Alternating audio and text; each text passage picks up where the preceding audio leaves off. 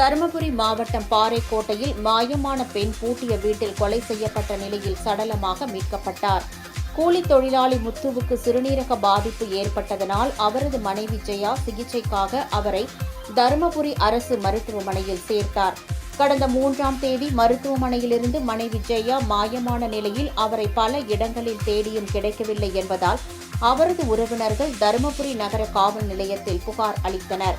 புகாரின் பேரில் காவல்துறையினர் வழக்கு பதிவு செய்து விசாரணை நடத்தினர். விசாரணையில் மாயமான ஜெயா கடைசியாக ஒட்டப்பட்டி சத்யா நகரைச் சேர்ந்த கட்டிட மேஸ்திரி குப்பனிடம் பேசியது தெரியவந்தது. இதனை அடுத்து மேஸ்திரி குப்பனின் பூட்டி கிடந்த வீட்டை திறந்து ஆய்வு செய்தபோது தலையில் இரத்த காயங்களுடன் அழுகிய நிலையில் இருந்த ஜெயாவின் உடலை காவல்துறையினர் கைப்பற்றி பிரேத பரிசோதனைக்காக தருமபுரி அரசு மருத்துவமனைக்கு அனுப்பி வைத்தனர். தொடர்ந்து அதியமான்கோட்டை போலீசார் கொலை வழக்கு பதிவு செய்து தலைமறைவான குப்பனை தேடி வருகின்றனர்.